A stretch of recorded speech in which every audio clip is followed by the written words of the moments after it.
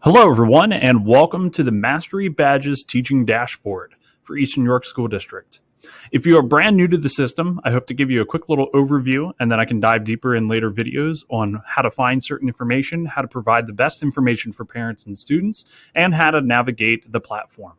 So for this program, this was built from the ground up starting last year. So in the spring, we really developed this along with the other kindergarten teachers, and we'll be rolling out a similar version in first and second grade later on throughout this year.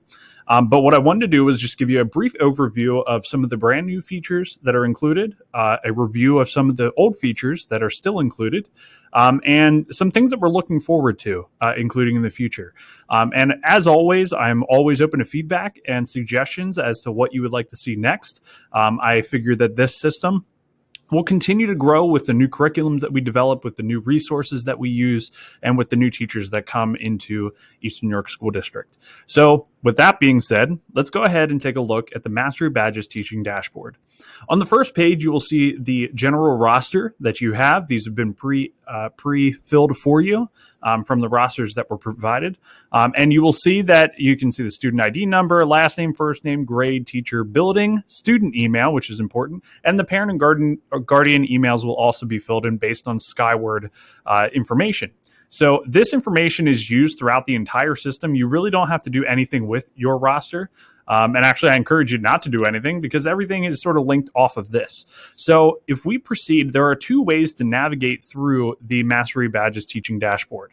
The first way is through the tabs across the bottom. And you can either do the tabs across the bottom and scroll over, or you can click the All Sheets button and see all the sheets that are located there. And you'll see that it's been consolidated considerably since last year.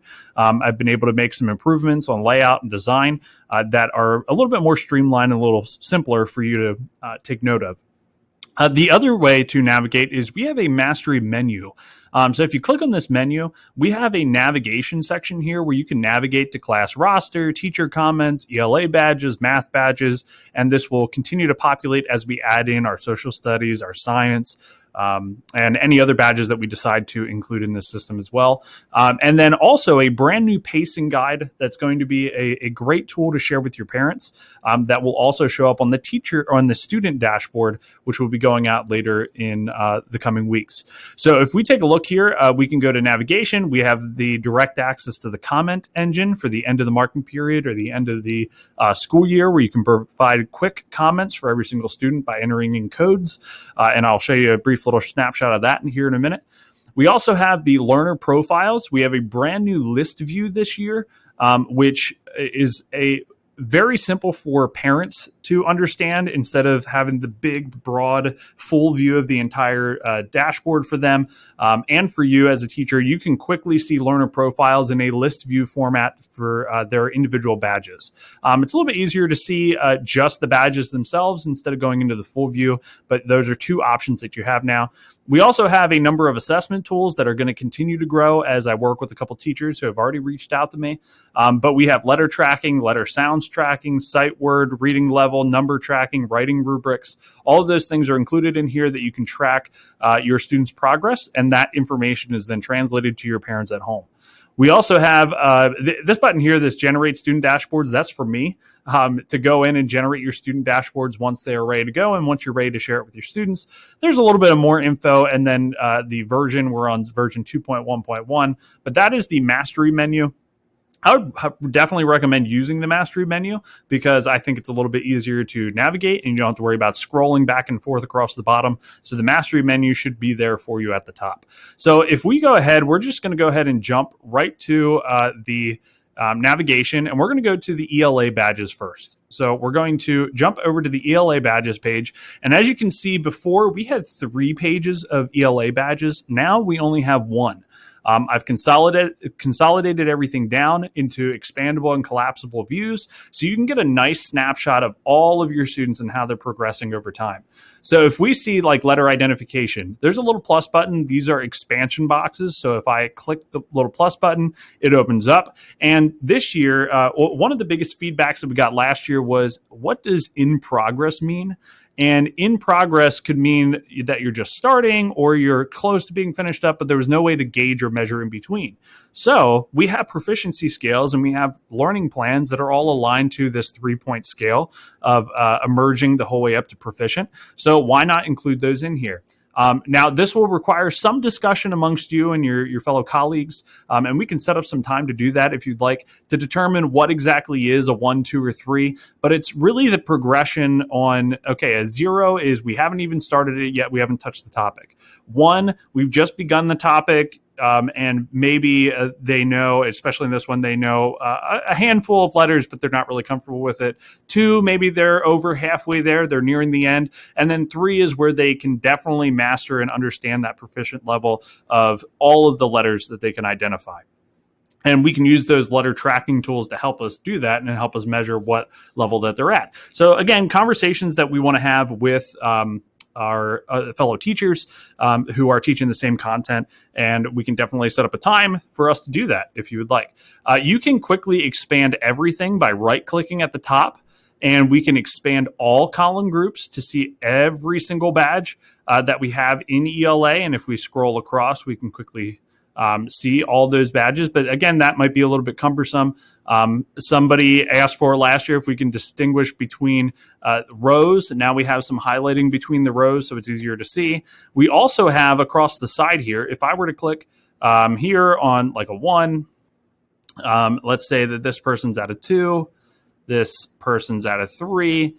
And what you'll start to see is across the side here, anybody who is in that bright blue range is sort of on track with regards to the rest of the class. So this is a relation based on overall how students are progressing through all of the content.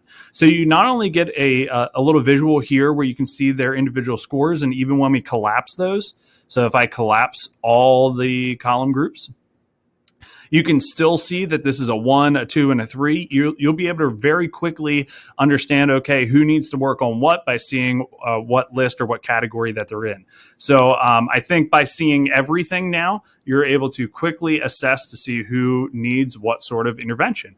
And then again, over across the side is just a scaled measure, a scaled progress of overall all of their ELA badges, who is sort of further ahead than other people, who are maybe some subgroups that I have to pull out, and maybe who are some groups that I need to start pushing ahead.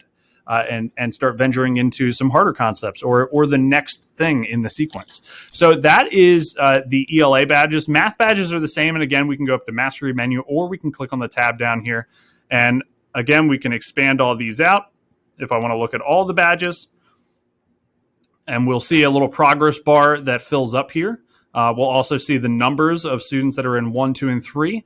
A special note that I would like to make so there isn't any confusion. When you check off if a student is in levels 1, 2, or 3, you will have to make sure that you check them in sequence. We do have this button here that's a select all button. So if I check that, it's actually going to fill in the entire group. So if we start whole group instruction and everybody's at that level 1 stage, it's very quick for you to mark everybody as a level 1. And then you can easily start progressing through. But again, we can't skip over a level. But if a student does show mastery, maybe the first time they really understand a concept, we just need to make sure that we check them in order, check them in sequence. If we don't, it still only counts as a 2 because there's only 2 boxes here. So we just need to make sure that we check those across in a line. So hopefully that makes sense for everybody. Good job, Chuck Norris. Okay. And then again, we can right click and we can collapse all of our column groups and just open and close the ones that we need at any given time. Moving on, what we have next is the learner profile view and the learner profile list view. So I'm going to go back up to Mastery menu. I'm going to go to the learner profiles. I'm going to go to the full view. And what I'm really excited about is the ability for you to cycle through your students and see how students are doing overall. So I can click on student number 1 and they are in this first stage of identifying letters. If I click on Chuck Norris, I can see various levels and various stages. So here's his math badges. He's already mastered that counting 1 to 100. I can click on a different student and it gives me all of this information. I can even scroll down further and it shows me my emergent reading level of that specific student, his math progress in counting, reading, and writing. numbers 0 to 100, any teacher comments that I provided, and any letter identification, sight words, and letter sound tracking. So we're trying to give the biggest picture that we possibly can of our students in the hands of our teachers so that they can make informed decisions when they are going through the instructional planning process. And you can see quickly up here that there are how many mastered, how many not started, how many are in progress, and that would be that 1 to 2 range that they've just started it, but they haven't quite mastered that concept yet. So that is the overall, the learner profile view, where you're able to cycle through all of your students in your class and use this as a teaching tool to plan for maybe your small group instruction or your mini lessons, or even sometimes your differentiated instruction techniques. So use this as a tool. And if you would like anything added to this as we continue to add more tracking tools, we can also add that information here. If you want to just see a quick little snapshot of their badges and how they're doing overall in accordance to the pace of the class, we also have this learner profile list view. So if I go to learner profiles and go to list view, we actually have the ability to see every single badge that we're working on, and we have ELA first, and then we have math, what score that they're at, and then I'm going to get to the pacing here in a second and how you are going to set this up so you can, again, better inform your parents and keep your students on track for making successful progress. If I head to Chuck Norris, you'll see that it's going to update, and he scored a 3. So we can see that level there in that badge. And it gives the I can statements. So there's not really going to be a question. I shouldn't say there's not going to be a question. There may be fewer questions this year about, okay, well, what does this badge mean from parents? Because they'll be able to see, okay, I can name assigned capital and lowercase letters. Okay, that makes sense. I can. And these are written in student-friendly language so that even students can understand these, maybe not at the beginning of like how well they can read, but if parents read them to them, they could understand those. So I can say the sounds of lowercase letters. I can read assigned sight words, and so on and so forth. So you can see all of these concepts are here, and the pacing guide that's over here on the right. So if we are starting and ending this identifying letters, maybe within the first marking period or the first 3 marking periods, that information will also show up there. I think this is a perfect time to transition to that pacing guide. So let's head over to the pacing guide. And this is where you really have full control over what you're starting with your entire class. So maybe at the beginning of the school year, you set this list up. You could talk to other teachers to get their feedback and information on this. But if you go through here and check off this information, so say that I am progressing through and this is how our pace should follow. And then for sight words 3 and then sight words 4, that's sort of where it should fall. If I head back to the learner profile and go to the list view, you will see that pacing has updated. So parents have a quick, easy reference to say, okay, well, all right, we're in the 3rd marking period now. I should have already mastered the identifying letters, and I should have already mastered CVC words. I know that's not necessarily the case at this point, just for reference. But then if they haven't gotten a 3 here, then they can say, okay, we really got to work on this area. But also what they have is the ability to see, okay, well, if we're not at maybe sight words level 3 yet, then that's okay. We don't have to be there just yet. So think about this as we start progressing through. And that's sort of the options and abilities that we have to include these in our pacing guides. And then if we continue on, just a couple more things to share with you. And a lot of it's just going to be an exploration. I'm going to show you 1 or 2 tracking tools that we have, and then the rest are sort of self-explanatory. We have assessment tools here up underneath the mastery menu. If I go to letter tracking, here is, I can collapse these windows on the side to show the tools that I have. I have identify capital letters, identify lowercase letters. If I open up this identify capital letters, again, if I'm working with a student who's already mastered all of those letters, who already understands all capital letters, I can click this checkbox, and it automatically will check everything across. a feature that I'm still currently working on, haven't been able to finalize just yet, is the ability to auto date things. So when you do give these assessments to your students, you will have to enter in the date. So like if today is 9/10/21, and then the number correct were 26 out of 26. Just so you have a reference of when you gave that assessment to students. But what parents are going to see is this tracking for capital letters. And let's say that student number 2 almost got everything, but they missed R, S, and T. And I want to show you sort of the difference when we get to that later on. So again, I'm going to enter in this 9/10/21.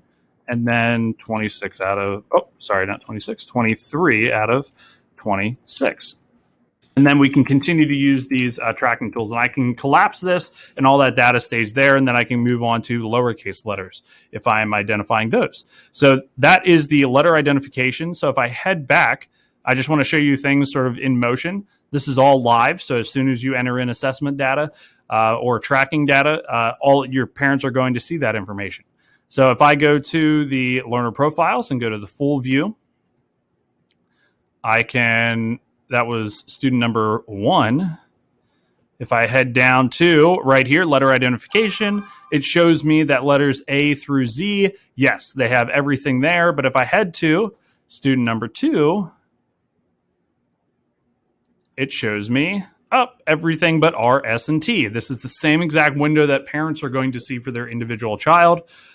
So that is, again, a way that we're trying to maintain transparency. Just to show you a snapshot, we have letter sound tracking as well. We have sight word tracking, so all your sight words are pre-programmed in here for each quarter or each group of sight words that you deliver to your students. We have reading level tracking. So the level of proficient for a level 3 is going to be at level C for kindergarten.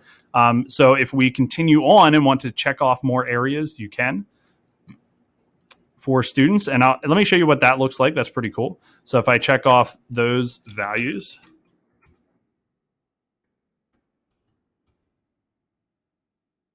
so that they're at a level D and they are at a level B. And then we have number tracking as well. So we can expand these out, and we're counting to 25. We're reading, or we can count to 100, but we're reading 25 to 50, 0 to 50, and we're writing 0 to 25. That information is going to update. And then we also have writing rubrics that many of you want to take a deeper look at. So if we're not ready to use these quite yet, that's okay. They are not on the learning profile just yet. They are just strictly for teacher view only at this point. But I just wanted to provide you with that information. So if I head over to my mastery menu and go to learner profiles, go to full view.